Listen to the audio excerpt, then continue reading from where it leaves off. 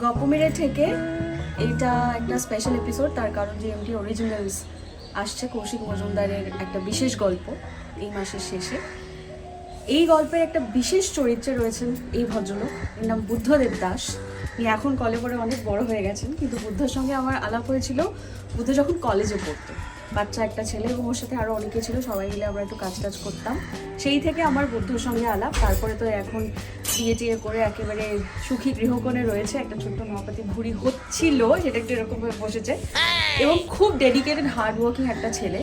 ওকে কাজ করতে দেখে আমার সত্যি খুব খুব ভালো লাগে। তো বুদ্ধ, কেমন লাগলো তোর? খুবই ভালো লেগেছে। এটা আমার কাছে পাওয়া যে ক্যাপ্টেনের সঙ্গে কাজ করার সুযোগ পেলাম, এটা তো আমার কাছে একটা ইচ্ছে ছিলই। সেটা যে তোমার দৌলতে পূরণ হলো, তার জন্য আমি তোমার কাছে কৃতজ্ঞ। এটা হওয়ারই ছিল। আমার সব থেকে ভালো লাগে এইটা ভেবে যে আমি খড়দার মেয়ে আর আমি নৈহাটি। তো একই লাইন, একই। হ্যাঁ, মানে খড়দা থেকে কিছু দূর গেলেই নৈহাটি পড়ে।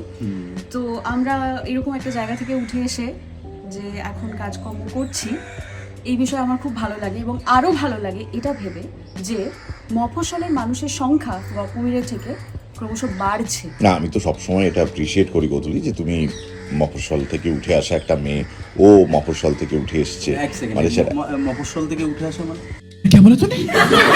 না, মানে ওই গৌতলি যেটা বলছিল আর কি। না ক্যাপ্টেন, তুমি কি মফস্বলকে কোনোভাবে ছোট করতে চাইছো?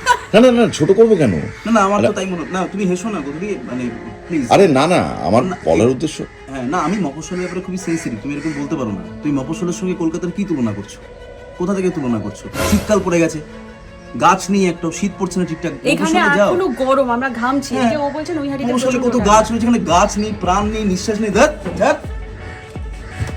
আরে এ তো রেগে গেল রে ভাই।